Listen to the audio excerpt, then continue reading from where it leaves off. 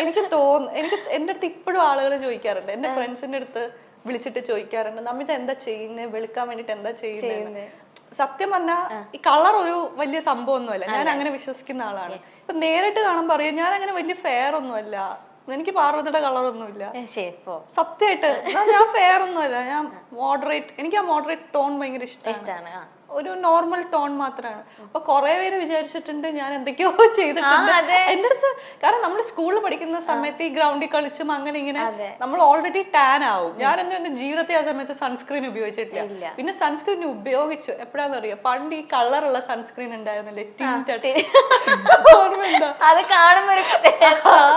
Tinted sunscreen. അപ്പൊ സ്കൂളിൽ പഠിക്കുന്ന സമയത്ത് നമുക്ക് ഈ ലിപ് ബാമോ കളർ ഒന്നും ഇട്ടൂടല്ലോ, ഭയങ്കര സ്ട്രിക്റ്റ് ആണ്.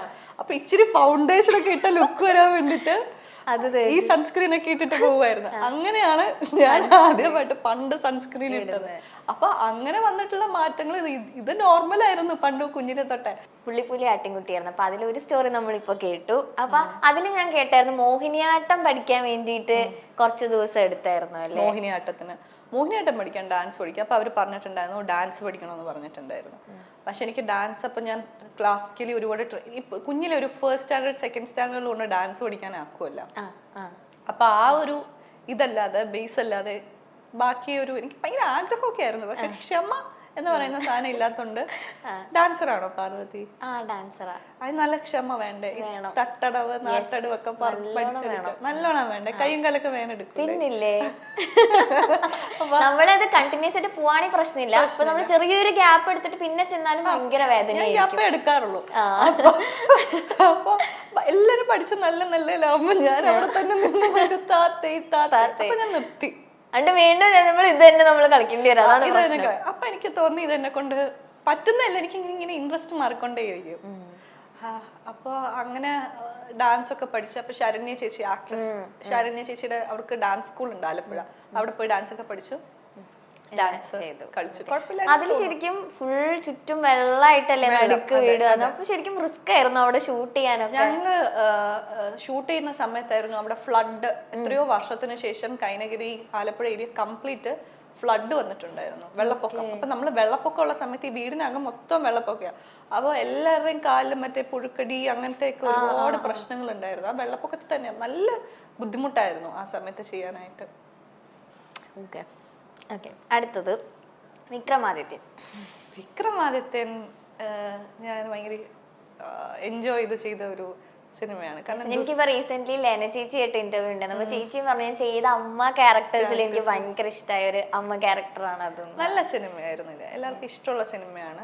അപ്പൊ ചെയ്യുമ്പോ തന്നെ ലാലുവിൽ അതിന് മുന്നത്തെ പുള്ളിപ്പുലികൾ കഴിഞ്ഞ് വേറൊരു സിനിമ ചെയ്തിട്ടായിരുന്നു. അപ്പൊ എനിക്ക് മാർച്ചിലോ അങ്ങനെ എന്തോ ആയിരുന്നു സിനിമയുടെ ഷൂട്ട് പറഞ്ഞിരുന്നത്. അപ്പൊ എനിക്ക് ഫൈനൽ എക്സാമിന്റെ സമയം ഉണ്ടായിരുന്നു. അപ്പോൾ ലാലോങ്ങൾ എൻ്റെ അടുത്ത് പറഞ്ഞു, ഫൈനൽ എക്സാം ആണെങ്കിൽ നീ കളയണ്ട, എക്സാം ചെയ്തോ, കുഴപ്പമൊന്നുമില്ല, നമുക്ക് അടുത്ത പടം നോക്കാന്നുണ്ട്. എൻ്റെ അടുത്ത് കഥ പറഞ്ഞു. എന്നിട്ട് പറഞ്ഞു, ഞാൻ പറഞ്ഞു ഫൈനൽ എക്സാം ആണ് എന്ന് പറഞ്ഞു. അപ്പോഴാ പറഞ്ഞേ എനിക്ക് കുഴപ്പമില്ല, എക്സാം ചെയ്യും, എക്സാം അല്ലേ ഇമ്പോർട്ടന്റ്, അത് നടക്കട്ടെ.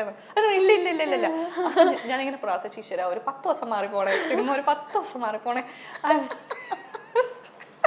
അങ്ങനെ മാറിയോ? മാറി, ഒരു മാസം എന്തോ മാറി. അത് പറഞ്ഞോ പോയിട്ട്? പറഞ്ഞിട്ടില്ല, ഇതൊന്നും അടുത്ത് പറയാറില്ല.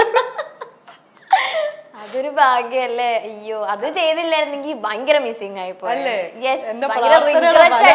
അവരിത് കേക്കണ്ട, എന്റെ പ്രാർത്ഥനയുടെ ബലമാണ്. ഇങ്ങനെ ഒരു 10 ദിവസം മാറിപ്പോളെ, രാവിലെ എഴുന്നേക്കുമ്പോ ബുക്ക് തുറക്കുമ്പോ 10 ദിവസം മാറിപ്പോളെ. യെസ്, ആ പ്രാർത്ഥന ആരും കുറ്റം പറയില്ല. അത്ര നല്ല ക്യാരക്ടറായിരുന്നു കിട്ടിയത്. പിന്നെ നമ്മുടെ ഉണ്ണിച്ചേട്ടനും ദുൽഖറും എല്ലാം കൂടെ ഭയങ്കര രസം. അതില് കൊങ്ങിണി ലാംഗ്വേജ് ഉണ്ടായിരുന്നു അല്ലേ പഠിക്കാൻ? കൊങ്ങിണി ലൈൻസ് ആയിട്ട് വലുതായിട്ടുണ്ടായിരുന്നല്ലേ, പക്ഷെ പാട്ടിന്റെ ഇടയ്ക്കൊക്കെ അങ്ങനെ കൊങ്ങിണി. അപ്പൊ അവരുടെ ഡ്രസ്സിങ്ങും എല്ലാം അങ്ങനെ തന്നെയായിരുന്നു. നമ്മള് അവര് ആ ക്യാരക്ടർ സ്കെച്ച് ചെയ്യുന്ന സമയത്ത് സമീപിച്ച് അങ്ങനെയാ ചെയ്തത്. മൂക്കൂത്തി, ഞാൻ ആ സിനിമയ്ക്ക് മൂക്കൂത്തി ഒരു കഥയായിരുന്നു. കാരണം എനിക്ക് മൂക്കൂത്തുന്ന ഭയങ്കര ഇഷ്ടമായിരുന്നു. പക്ഷെ ചേരോ ചേരില്ലെന്നൊന്നും അറിയില്ല. അങ്ങനെ ലാലോങ്ങൾ പറഞ്ഞ മൂക്കൂത്ത. അപ്പൊ ഞാൻ ചോദിച്ചത് പൊട്ട് വെച്ചാ പോരെ, നമ്മള് പണ്ട് പൊട്ടൊക്കെ വയ്ക്കൂലെ, അല്ല മൂക്കൂത്തണോന്ന് പറഞ്ഞു. അങ്ങനെ ഞാൻ ചെന്ന് കുത്തി കഴിഞ്ഞിട്ടൊരു അവരൊരു വലിയ സ്റ്റോണാണ്. ഈ കുത്തുന്ന സമയത്ത് ഗൺ ചെയ്യുന്ന സമയത്ത് ഒരു വലിയ കല്ലാണ് ഇടുന്നത്, വലിയ കല്ല, മറ്റേ അമ്മച്ചിമാരിടുന്ന പോലത്തെ കല്ലാണ് ഇട്ടേക്കുന്നത്. അപ്പൊ ഞാൻ അവിടെ ചെന്നപ്പം പുള്ളി എന്തോന്ന് അപ്പൊ ഞാൻ പറഞ്ഞു മൂക്കുത്തി. അവ പറഞ്ഞ മാറ്റ് എന്ന് പറഞ്ഞു. അപ്പൊ ഞാൻ പറഞ്ഞു ഡയലോഗ് മാറ്റാൻ പറ്റില്ല, ഇത് ഗണ്ണടിച്ചേക്കുന്നതാ. അപ്പൊ പറഞ്ഞു ഇല്ല ഷോർട്ടിന് ഇത് പറ്റില്ല, ഇതൊരുമാതിരി പഴയ മറ്റേ ഓൾഡ് അമ്മൂമ്മ ലുക്ക്, മാറ്റാൻ പറഞ്ഞു. അങ്ങനെ ഇത് വലിച്ചെടുത്ത് ഇവര് 15 ദിവസം 12 ദിവസം കഴിഞ്ഞിട്ട് മാറ്റാൻ പാടുള്ളൂ എന്ന് പറഞ്ഞു. ഞാൻ വലിച്ചെടുത്തു, അങ്ങോട്ട് ബ്ലീഡ് ചെയ്യാൻ തുടങ്ങി, കംപ്ലീറ്റ് ബ്ലീഡ് ചെയ്യാൻ തുടങ്ങി.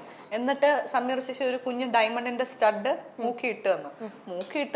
അപ്പൊ ആണി ഇടാൻ പറ്റുന്നില്ല, കാരണം മൂക്കിനാകെ ഇത്രയുണ്ട്, ഫുൾ മറ്റേ ചോരയായിട്ടിരിക്കുവാണ്. അപ്പൊ ഞാൻ ആണി ഇടാതെ കിടന്നുറങ്ങി. അടുത്ത ദിവസം ഇത് ഇളകിപ്പോയപ്പോ ഈ നോസിന്റെ ഇത് അടഞ്ഞു പോയി, ഉടനെ തന്നെ അടഞ്ഞു പോയി. എന്നിട്ട് അടുത്ത ദിവസം രാവിലെ ചെന്ന് മറ്റേ നോർമൽ കുത്തുന്ന ആളുകളുണ്ടല്ലോ, തട്ടാന്മാര്, അവിടെ പോയിട്ട് മറ്റേ സാധനം വെച്ചിട്ട് ഈ വൂണ്ടില് വീണ്ടും കുത്തി. എന്റെ ജീവിതത്തിൽ ഞാൻ ഇത്രയും വേദന അതോടുകൂടി കളഞ്ഞു അല്ലേ. അത് കഴിഞ്ഞ് ഞാൻ ചന്ദ്രേട്ടന്റെ വെച്ചിട്ടുണ്ടായിരുന്നു. അങ്ങനെ 2-3 പടം കഴിഞ്ഞപ്പോ എനിക്ക് എന്നെ തന്നെ കണ്ടിട്ടൊരു ഇത് കളഞ്ഞിട്ട് ഞാൻ ഇവിടെ ഒക്കെ കുത്തി. സ്ക്രീനിലൂടെ എത്തി മലയാള സിനിമയിൽ വലിയൊരു സ്ഥാനം നേടിയെടുത്ത നടിയാണ് നമിത പ്രമോദ്. പണ്ടത്തെ നടിയുടെ ഒരു ഛായയുമായിട്ടാണ് നമിത പ്രമോദ് സിനിമ സീരിയൽ രംഗത്തേക്ക് എത്തുന്നത്.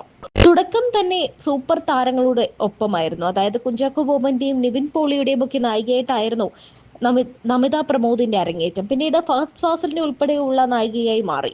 സിനിമകളിൽ എല്ലാം തന്നെ ഉജ്ജ്വലമായ അഭിനയമാണ് താരം കാഴ്ചവെച്ചത്. എന്നാൽ തന്റെ യഥാർത്ഥ ജീവിതത്തെക്കുറിച്ച് പറയുകയാണ് നമിത ഇപ്പോൾ.